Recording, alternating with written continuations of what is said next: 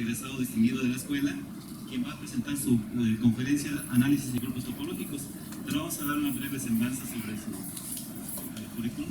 Cabe mencionar que el doctor Quiroga realizó sus estudios de vocacional en la vocacional 3 en 1983, obteniendo la presea Lázaro Cárdenas como mejor promedio.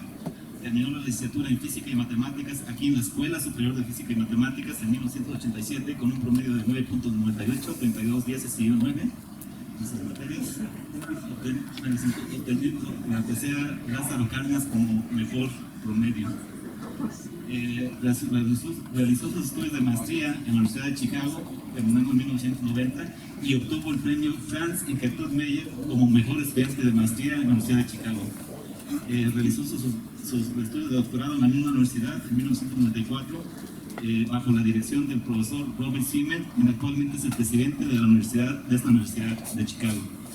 Cabe mencionar que en la parte laboral, el doctor Raúl Quiroga Barranco fue profesor a tiempo completo de este departamento de matemáticas de la Escuela Superior de Física y Matemáticas de 1995 a 1996. También estuvo como profesor titular del Departamento de Matemáticas del CIMBESTAF de 1996 a 2005 y actualmente es profesor titular del CIMAC de Guanajuato desde 2005. El doctor Quiroga tiene el nivel 3 del Sistema Nacional de Investigadores.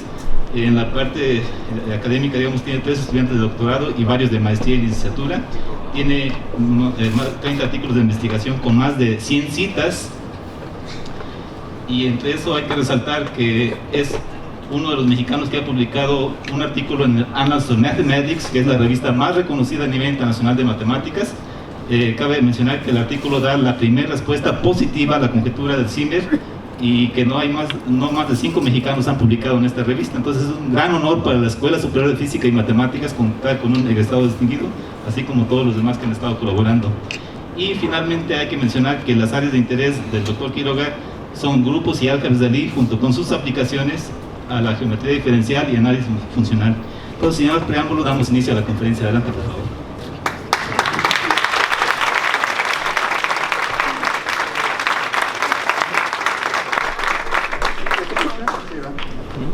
Pues para mí es un gran honor estar aquí de regreso. La última vez que di una plática aquí fue en 2005, me parece. Y pues gracias por la invitación, pero sobre todo gracias a esta escuela por todo por lo que aprendí aquí. Ayer por ahí les mencionaron que pueden luego faltar a las clases y no importa, todo sale bien. No hagan caso de eso. Aprovechen bien todos los profesores que aquí tienen. De veras que yo aprendí mucho aquí, de aquí aprende uno bien, de aquí uno saca todo lo necesario para estudiar donde quiera. Entonces aprovechen cada clase, no falten, lleguen antes a la clase, que no llegue el profesor antes que ustedes. Bueno, pues les voy a dar una plática que de hecho, según yo, está lo más dirigida posible a los estudiantes para interesarlos en algunos temas. El título ahí lo tienen, Análisis y Grupos Topológicos. Básicamente les voy a dar alguna idea sobre cómo combinar a nivel elementario un poquito más avanzado cuestiones de análisis, de álgebra y topología. Pues espero cubrir estos temas, a ver qué tanto alcanzo a decir de ellos.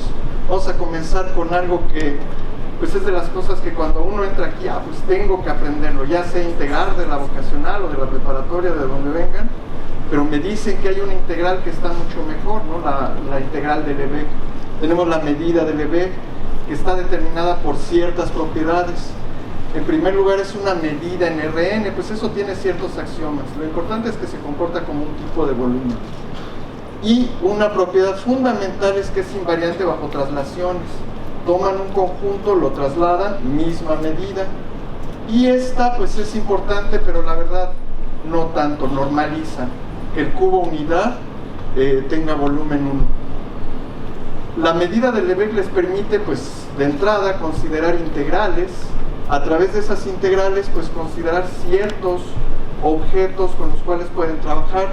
En primer lugar, por ejemplo, cuando P está entre 0 y 1, consideran este objeto sin raíz pésima. Esto resulta ser una distancia, una función distancia. Si P es mayor o igual que 1 y finita, toman esta expresión, esta es una norma. Y hacen este producto de funciones, una conjugada, integral, ese es un producto interno. Y bueno, tienen esta adicional que pues ya no tiene que ver con integrales, pero de alguna forma completa el esquema, el supremo esencial de una función medible. Entonces tienen distancias, normas, producto interno, tienen geometría con qué trabajar en ciertos espacios vectoriales de dimensión infinita.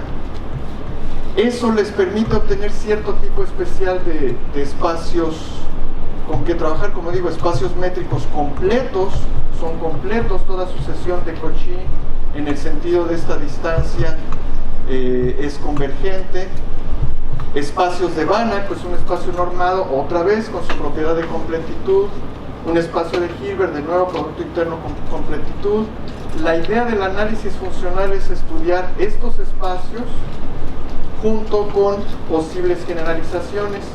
Bueno, aquí de entrada primero es importante usar la medida de Lebesgue, la integral de Lebesgue, porque si utilizan la de Riemann, estas propiedades de completitud que mencionaba pues no las tienen.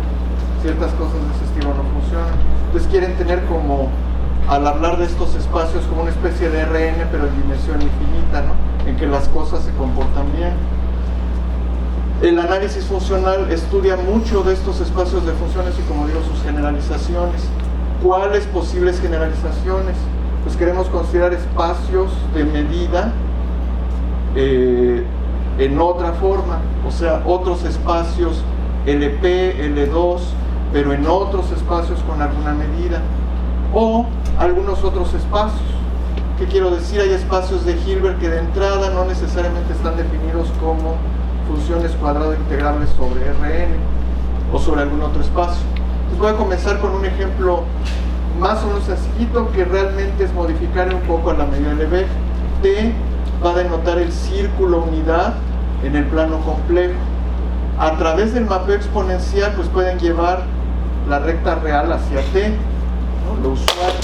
El mapeo exponencial, eso lo saben pues desde vocacional, lleva sumas en productos, la suma de R en el producto de T, entonces es lo que se llama un homomorfismo de grupos. Es suprayectivo, ya lo saben, su kernel, por la periodicidad de esta cosa, pues es exactamente los enteros. Quiere decir que el círculo es R módulo los enteros. Pero gracias a eso podemos trasladar la medida de Lebesgue aquí a T. En realidad eso es simplemente la longitud de arco en el círculo. De modo que si tenemos una función en el círculo a valores complejos, la podemos integrar de esta manera, considerándolo como función de la recta real vía el mapeo exponencial, e integrar de 0 a 2pi, que nos cubre todo el círculo. Aquí normalicé por 2pi para que el volumen total del círculo sea 1, teniendo lo que es una medida de probabilidad, ¿no? Para que la longitud de arco de todo el círculo sea 1.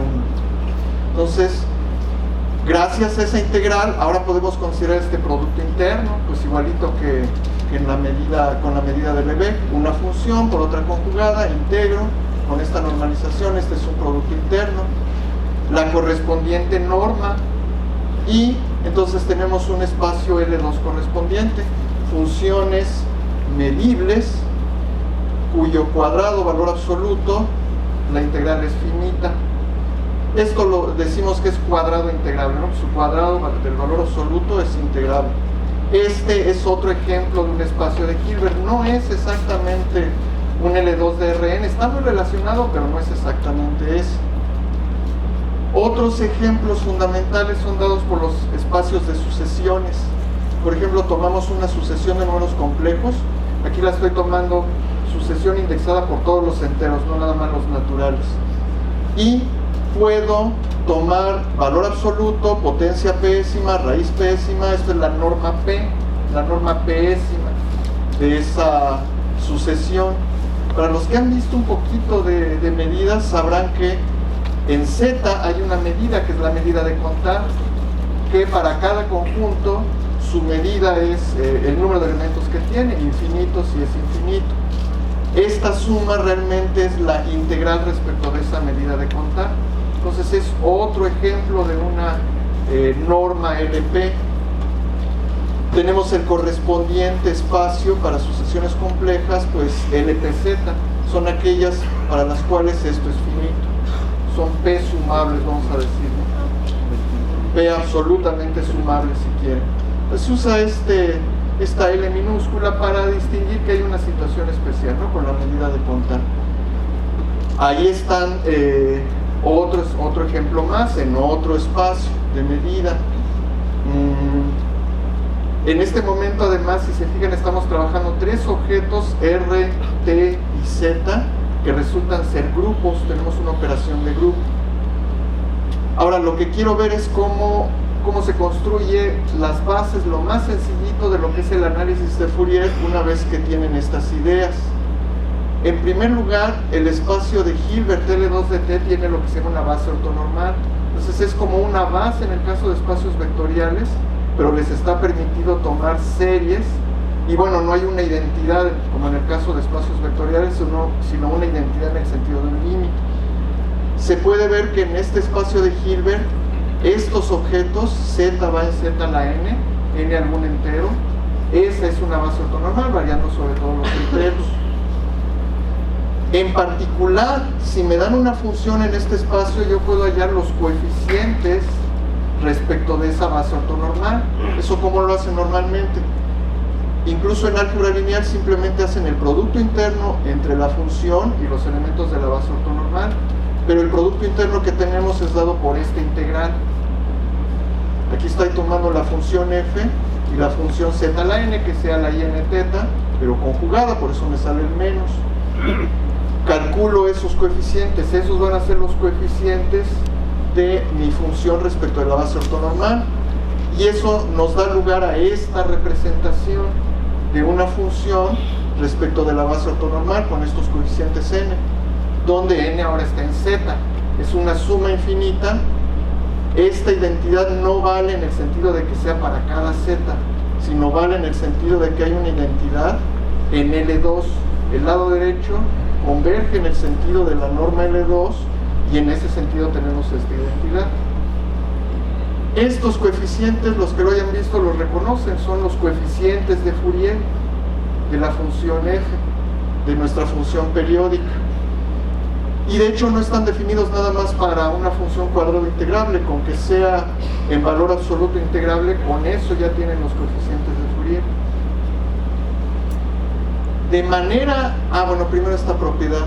Una propiedad interesante es que la norma L2 de f y la norma L2 de la sucesión de coeficientes de Fourier es la misma, es exactamente la misma. Y eso nos lleva a este resultado, que podrían pensarlo como el teorema fundamental, el básico, en cuanto a series de Fourier.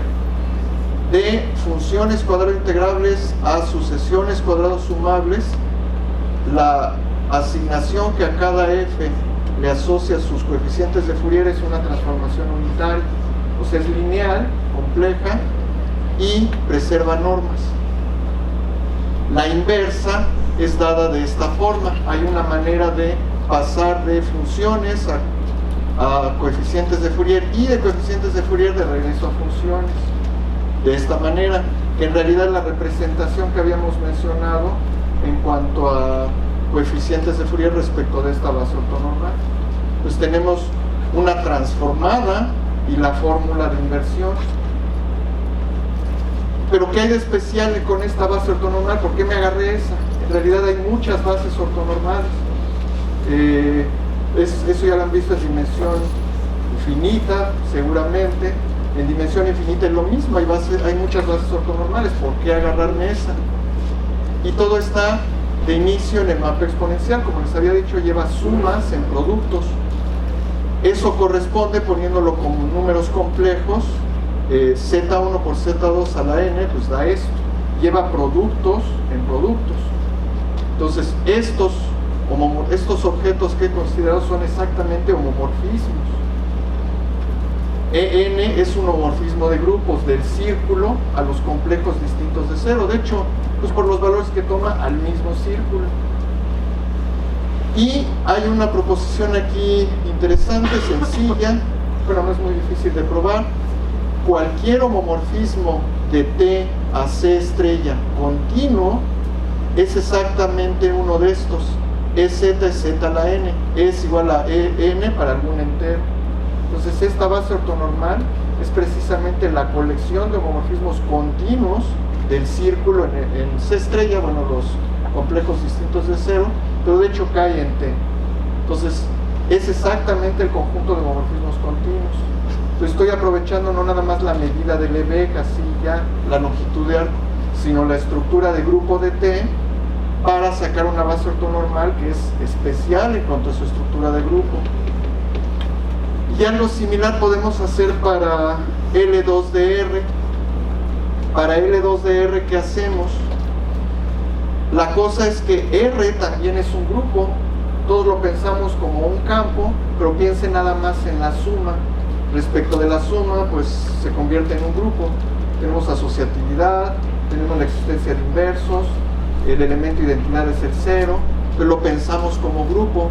De lo que ya vimos en el círculo, tenemos ahora este resultado correspondiente. De R a C estrella, una función es un homomorfismo continuo, si solo si E de X es E a la ITX. Fíjense que la diferencia con T en R, la diferencia es que antes aquí había un entero, ahora tenemos cualquier número real. ¿Okay? Antes teníamos para el círculo una cantidad numerable dada por los enteros de homomorfismos.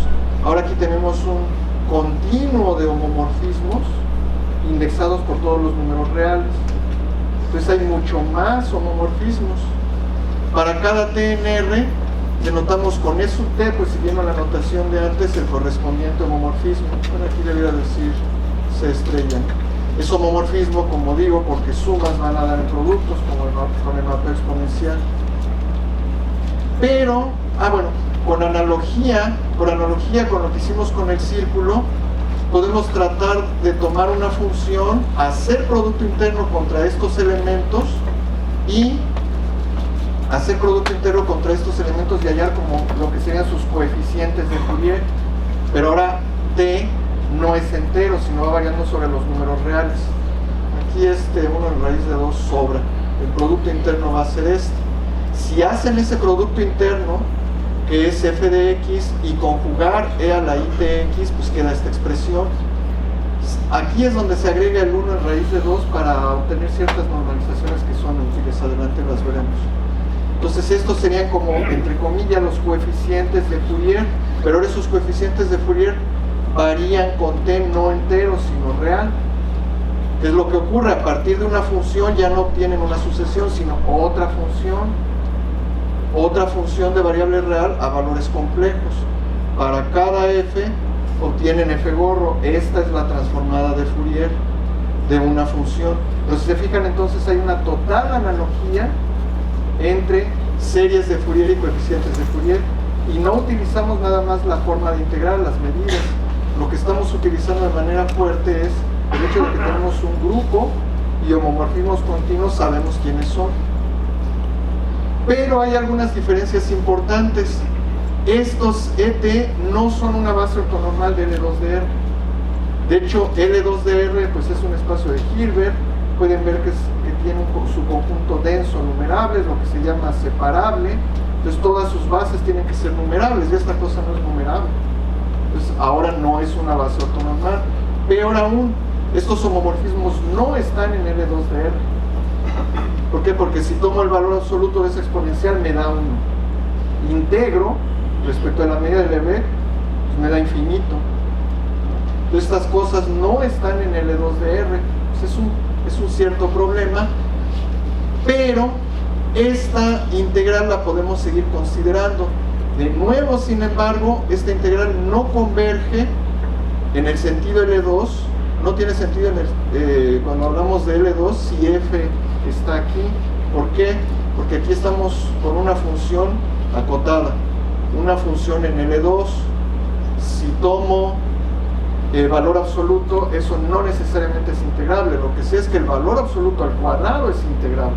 Entonces hay algunas diferencias importantes con series de Fourier, pero si la función está en L1DR, sí está bien definida esta integral, ahí sí no hay problema.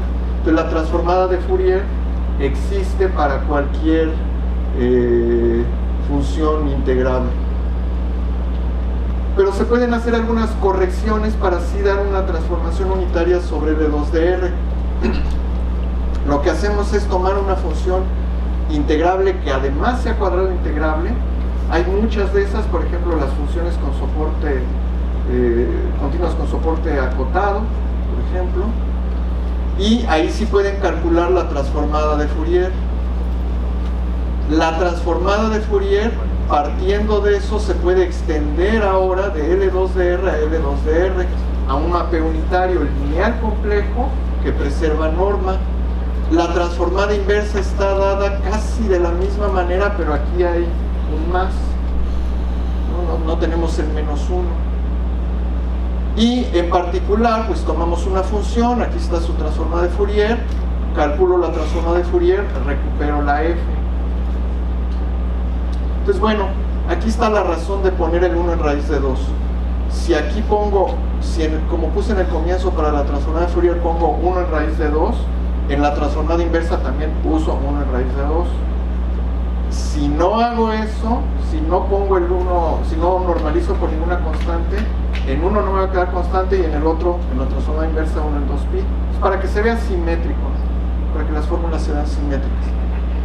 De paso, aquí pueden ver pues qué es lo que está pasando, por qué consideramos esto, por qué se define así la transformada de Fourier.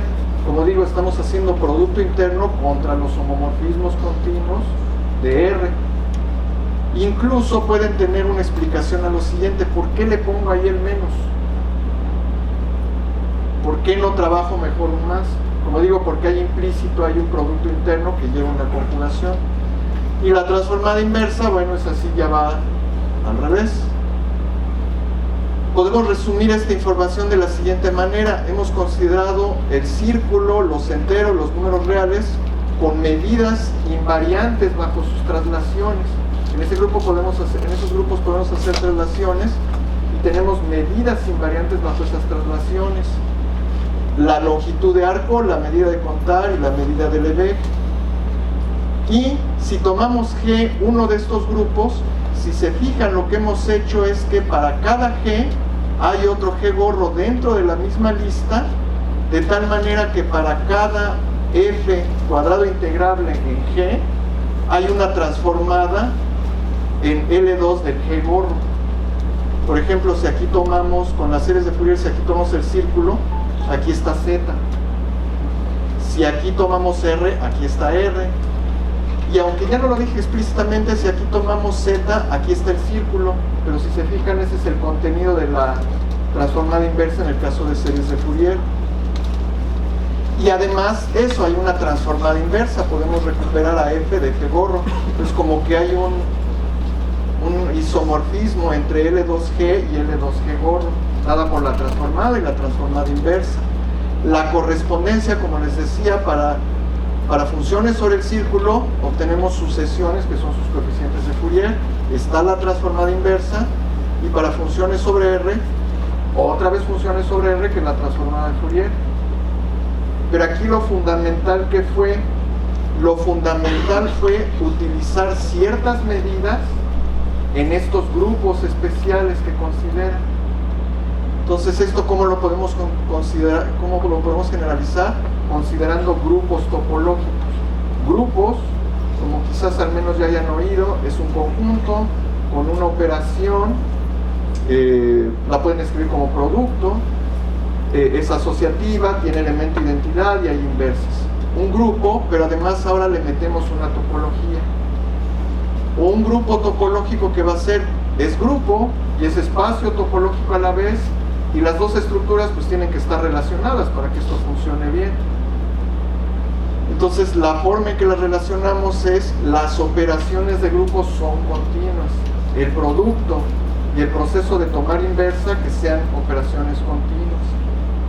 Ejemplos, bueno, hay muchos, podríamos irnos digamos muy abstracto y lo que quieran, pero en realidad hay ejemplos muy concretos. Precisamente partimos de estos tres. Y luego lo que hay que entender a lo mejor es que definiciones como estas no vienen de generalizaciones arbitrarias porque queremos hacerlo en más casos, sino porque vemos que ya hay algunos ejemplos los cuales les podemos sacar un poco más de jugo si entendemos las propiedades básicas. Está el círculo, los enteros, la recta real, y un grupo que pues en realidad desde álgebra lineal manejan. Si tomo las matrices n por n reales, las invertibles, las de determinante distinto de 0, GLNR es un grupo, y las operaciones son continuas. GLNR de hecho es un abierto aquí porque esta condición es abierta, ¿no? Porque tenemos una función continua en el determinante. El producto pues de hecho es expresiones polinomiales, directamente es continua. El calcular la inversa, ya saben cómo hacerlo, nada más hay que tomar algunos determinantes, el recíproco de algunos de ellos, que es de nuevo una función continua. Entonces este es un grupo topológico, y todos sus subgrupos también son grupos topológicos. Y en realidad con esto ya tienen un universo para resolver un montón de problemas y entender qué es lo que pasa. Pero queremos integrar en estos grupos topológicos. Lo que vamos a hacer es introducir una medida o dar la idea de que hay medidas en estos grupos topológicos. Primero necesitamos lo que son las traslaciones por la izquierda y por la derecha. La traslación por la izquierda es multiplicar por G, bueno, pues por la izquierda, y acá por la derecha. Fíjense que en el caso de T, Z y R, pues estas dos son la misma, ¿no? Porque el grupo es conmutativo.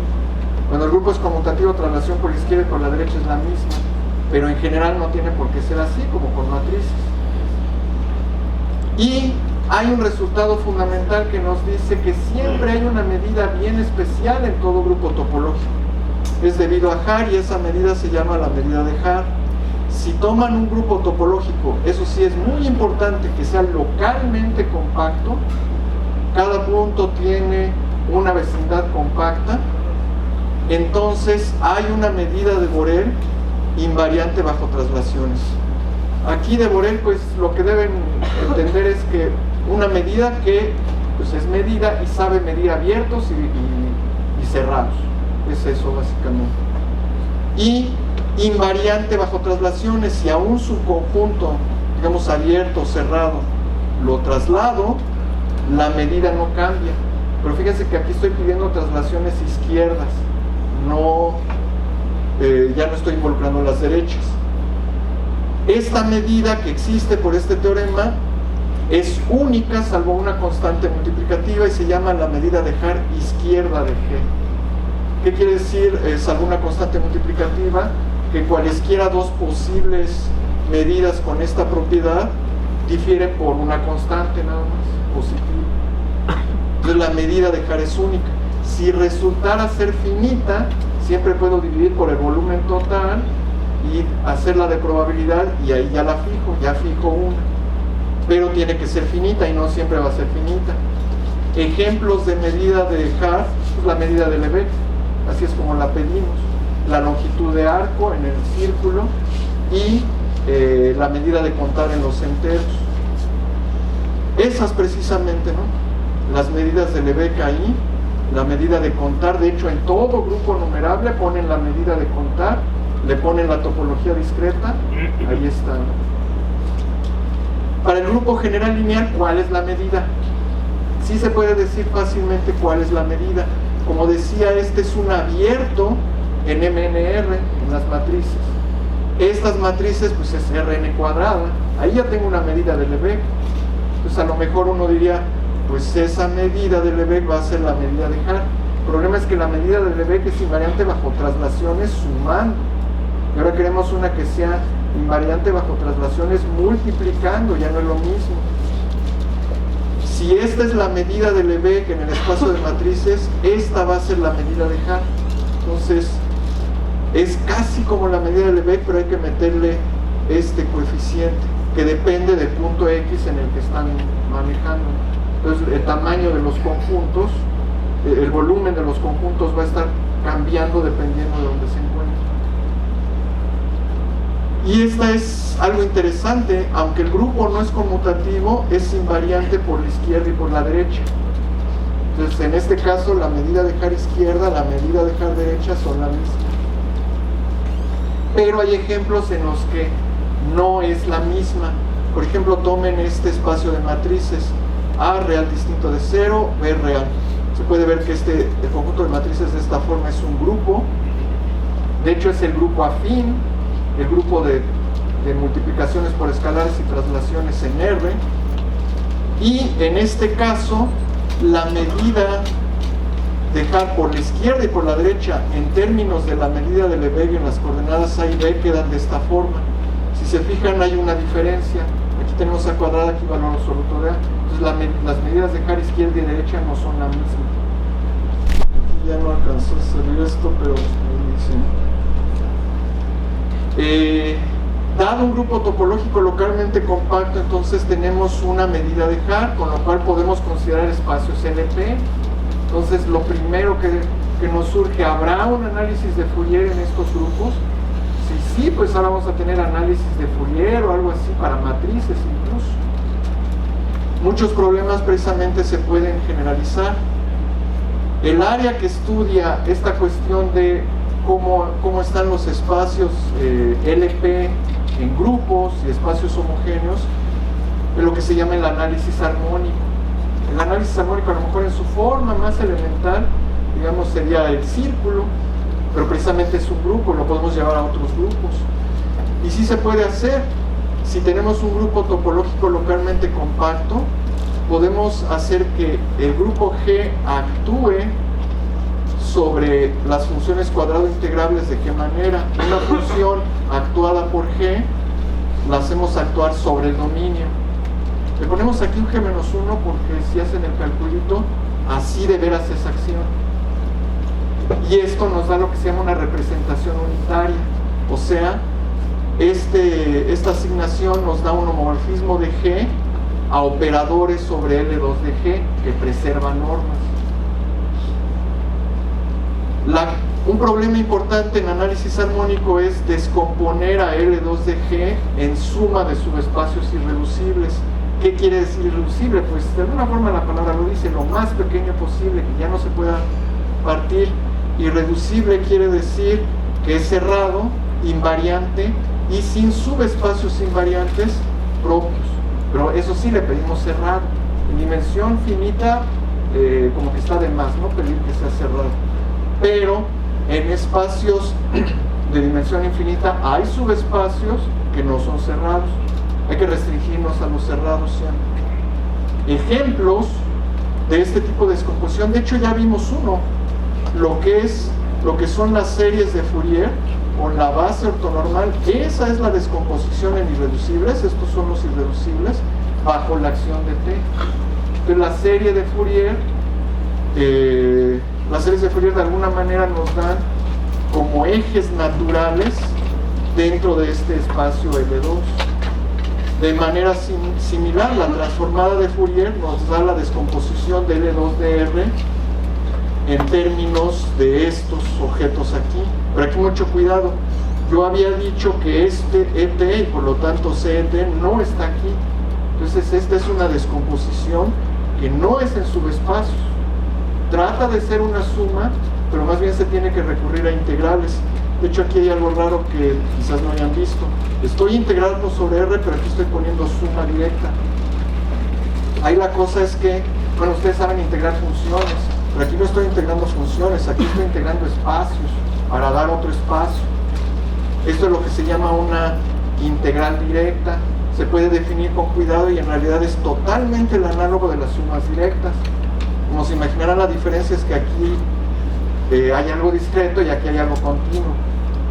Entonces, quiero hacer como sumas, entre comillas, de espacios, pero de manera directa y continua. La transformada de Fourier nos dice eso.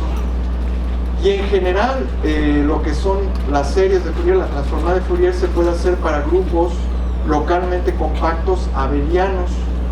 Como los ejemplos que ya vimos, se toman todos los homomorfismos continuos. Este también va a ser el conjunto de homomorfismos continuos. Es un grupo topológico localmente compacto abeliano.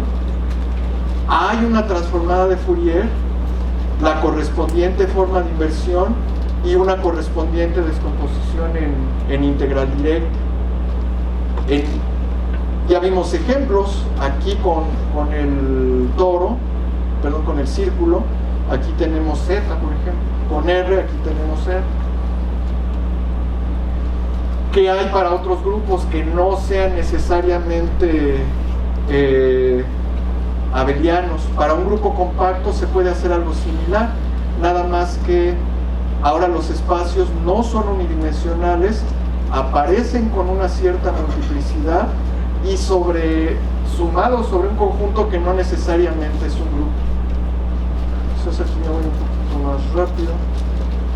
Si no es abeliano, como digo, esto no es un grupo.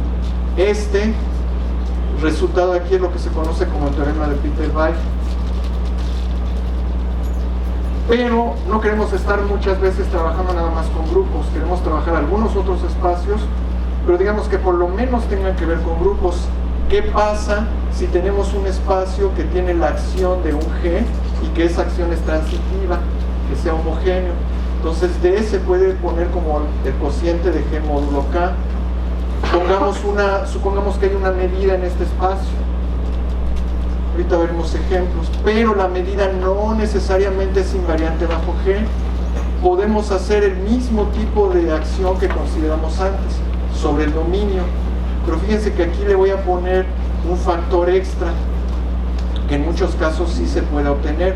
Básicamente esto va a ser un jacobiano que tiene que ver con que la acción de G-1, si no preserva la medida, la integral de f y de f compuesta con G-1 no necesariamente es la misma. Entonces necesitamos, por puro cambio de variable, meter por aquí un jacobiano.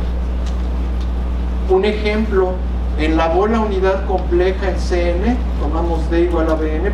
Si quieren podrían, como ejemplo más sencillo, pensar en N igual a 1, entonces es el disco unidad. En el disco unidad que tiene las transformaciones de Möbius.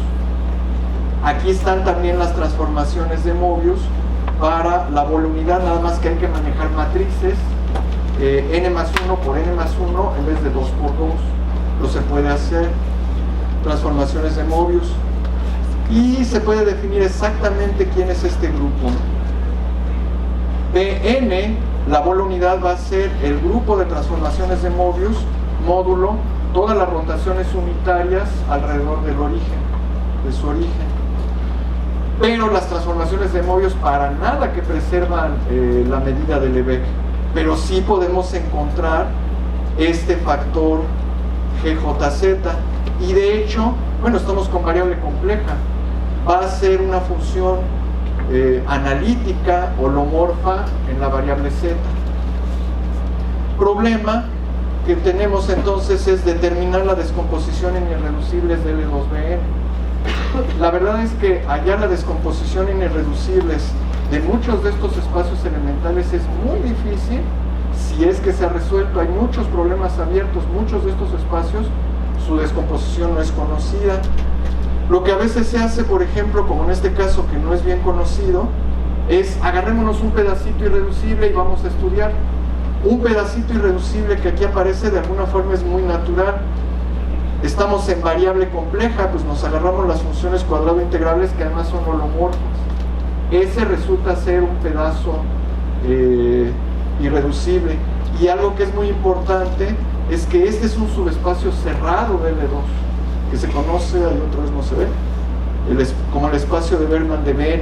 Fíjense que eso no es trivial, que sea cerrado. Nos está diciendo que si tenemos una sucesión de funciones holomorfas que convergen en L2, el límite es holomorfo. Y eso, bueno, si piensan nada más en cosas continuas o suaves, pues para nada que se cumple, ¿no? O sea, el límite, nada más en sentido de teoría de la medida de funciones continuas, para nada que tiene que ser continuo. Pero aquí holomorfas, sí sigue siendo holomorfo. Por eso este espacio es muy importante. Bueno, ahí hay un montón de cosas que pueden considerar, estudiar. Espero que les haya metido ahí el gusanito de querer entender un poquito más. Ahora les voy a hablar de algunas de las cosas que yo he hecho en particular con esto.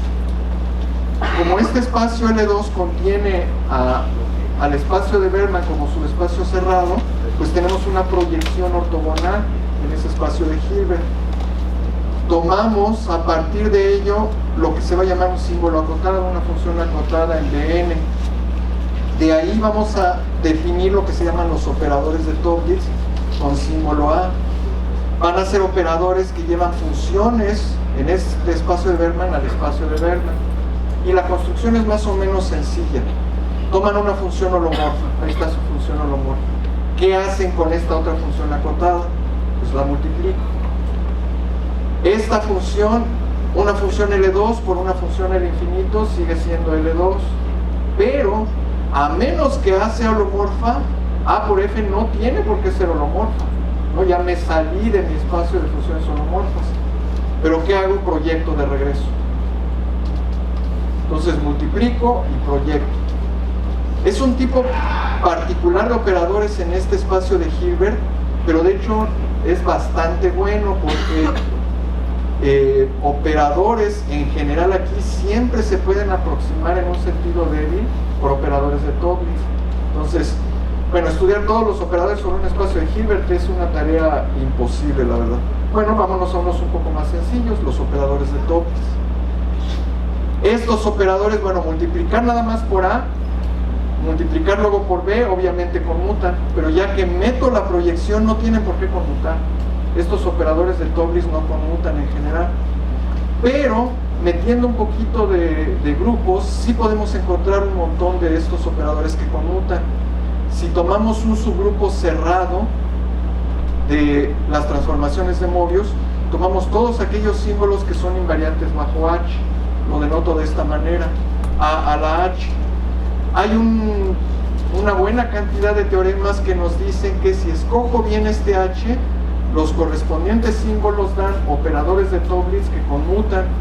Aquí estoy poniendo como que un enunciado que dice en general qué ocurre. Hay una gran cantidad de subgrupos. Estas familias van a ser muy amplias, que de tal manera que estos sí conmutan. Pero quizás lo más importante es este espacio de Hilbert, nada más así hasta donde lo hemos visto ahorita es un espacio de Hilbert, pero buena cantidad de estos subgrupos cerrados exhiben propiedades de cuantización en este espacio. ¿Cuantización en qué sentido? En los espacios de estado, en mecánica cuántica, digamos, tenemos L2 de Rn o L2 de R3 si quieren, y ahí tenemos los operadores de posición y de momento. Los operadores de posición conmutan entre sí, los operadores de posición conmutan entre sí, pero posición y operador de momento no conmutan entre sí. Exactamente ese mismo fenómeno se obtiene aquí para la presencia de ciertos grupos. Y no hay una sola cuantización, sino varias. Esto se ha desarrollado a través de varios artículos con varios autores. El uso de análisis armónico de grupos topológicos y las descomposiciones en términos de espacios irreducibles es una de las herramientas fundamentales. Entonces, en variable compleja, donde a lo mejor no piensan que vaya a haber muchos grupos, es fundamental usar la cosa de grupos topológicos si quieren resolver ciertos resultados. Yo creo que aquí nada más voy a mencionar rápidamente algo. Todo esto son acciones sobre espacios vectoriales realmente, pero ¿qué hay de acciones sobre variedades diferenciables? ¿Se puede hacer algo? Bueno, en ese sentido es que resolvimos una conjetura de Zimmer que dice que para ciertos grupos acciones sobre variedades tienen que ser de cierto tipo específico, de hecho de nuevo dado por grupos. Y aquí está un ejemplo de situaciones en las que se puede dar. Lo que necesitamos, eso sí, es que precede una métrica que se llama pseudo-riemanniana, que es similar, un poquito una generalización de las lorentzianas. Y bueno, aquí les pongo algunas de las referencias de los artículos. Si quieren verlas, pues aquí está mi página. No duden en contactarme si tienen preguntas, dudas o lo que sea. Sí contesto. Gracias.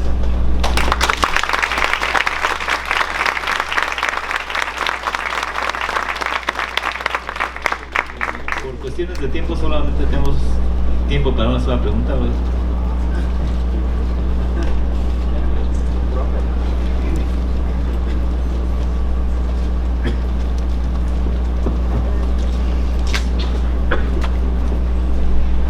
Bueno, es una pregunta que son dos preguntas. La primera es, en la transformación unitaria de L2 T a L2 Z, esa es, ¿verdad? La necesaria en mecánica cuántica para establecer la equivalencia entre la formulación de Heisenberg y la de Schrödinger. Es una pregunta, ¿sí? Y la siguiente pregunta es, en todo este contexto, ¿verdad? El agregar, ¿verdad? Que algo sea una estructura de Lie, ¿en dónde está exactamente? Sí, bueno, toda la interpretación física, la verdad ahí sí paso, no estoy muy seguro. Si ya, digamos, en contextos físicos, ¿cómo estaría la correspondencia? Lo que sí puedo decir, a lo mejor, para aclarar estas cosas, en estos espacios L2 de grupos topológicos también hay principios de incertidumbre y demás, sí hay cuantizaciones y demás, todo en el mismo sentido, pero más bien es abstracto. La cuestión de teoría de Lie, donde aparece, son estos dos puntos el primero, la medida de Haar, el hecho de que tengamos una medida invariante bajo traslación. Ese es lo fundamental. Y la otra parte, como digo, bueno, ya tenemos un espacio L2, pero ¿de dónde saco como ejes más naturales, de dónde saco bases ortonormales y eso?